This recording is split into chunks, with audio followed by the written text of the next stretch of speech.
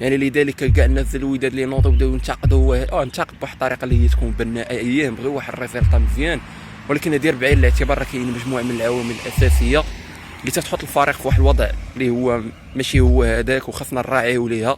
علاش؟ حيت كاينه تما واحد الاستراتيجيه جديده. السلام عليكم اخوان، اينما دمتم في اي مكان دمتم بصحه وعافيه، نهاركم مبارك.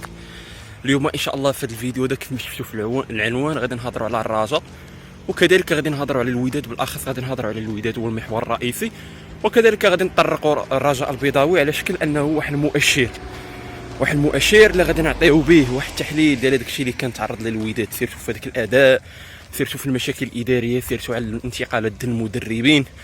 ورغم ذلك كنا تنشوف واحد الفريق يا اما متوسط لا واحد الفريق اللي غادي ينهار ولا يشد في راسه متماسك. وغادي نهضروا على المباراه ما بين ديال التوارقه وكذلك ديال الوداد البيضاوي اللي خرجت بواحد النتيجه اللي هي نقولوا حنا واحد النتيجه اللي هي نقدروا نتيجه ديال التعادل 1-1. ما غاديش نتوقعوا شي حاجه الفوز، ولا نقدروا كاع نتوقعوا كاع الخساره. علاش؟ حيت مدرب جديد، لعابه جداد، طاقم جديد، اداره جديده، يعني الله كيبادي. يعني خاصنا نعطيوه واحد شويه الصبر، وخاصنا نثيقوا في المدرب باش يلقى لنا واحد التشكيله اللي هي مثاليه، وكذلك الانسجام ديال اللعابه الجداد راه ماشي بالسهل باش تدخل البطوله المغربيه. وجميع الفرق سواء اللي عندها واحد الكاليتي ديال الجوار مزيانه وترجعوا لك اللور وما تيلعبوكش معاك ند ليند، يعني رجع اللور سد عليك كونتر اتاك يقدر يمارك عليك. وهادشي اللي كنا شفنا دابا حاليا في الرجاء البيضاوي، الماتش الاولاني ديالو وكذلك في الماتش الثاني ديالو اللي خسر قدام اتحاد طنجة ب3-1. على هذا الاثر نقدروا نقولوا ان جميع الفرق اللي بغيت تلعب معاهم غادي يرجعوا لك اللور، وسيرتو تنهضروا على واحد لو كومبوزيسيون، واحد التركيبات اللي هي اساسيه، لا من مدرب لا من اللعابه لا من الاداره.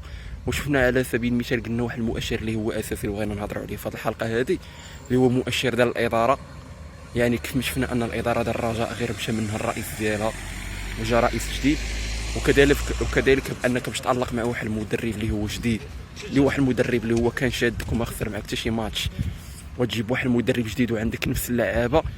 اذا هنايا كاينين واحد العناصر اللي هما ثلاثه نقدروا نخرجوا من واحد الخلاصه اللي هي اساسيه، اللي خاصها تكون في اي اداره ديال اي فرقه، خاصهم يكونوا فيما التركيبات الاساسيه. اول حاجه تنهضروا هي كاداره، كيفاش ان المعلومه، كيفاش انها تتواصل مع اللعابه، كيفاش انها تتسقط باللعابه، وكيفاش انها تجيب مدربين اللي غادي يشدوا الفريق وغادي يقودوه لقدام.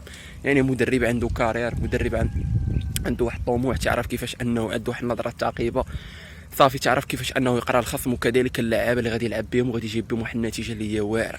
هادشي اللي كنا شفناه مع المدرب السابق ديال الرجاء البيضاوي، يعني زيرو هزيمه، وتمشي واحد النيفو يمشي هو ويجيب واحد المدرب اخر اللي ما عندوش واحد الكارير اللي هو كبير، والراجع على الدخله ديالها غادي تخسر 2 ماتشات. راه ما ساهلاش، راه ما تنقولوا الراجع راه ما خسرت العام اللي فات حتى شي ماتش، وسيرتو هذا العام هذا مقبل على البطوله المحليه وكذلك على البطوله الافريقيه، يعني راه ما ساهلاش.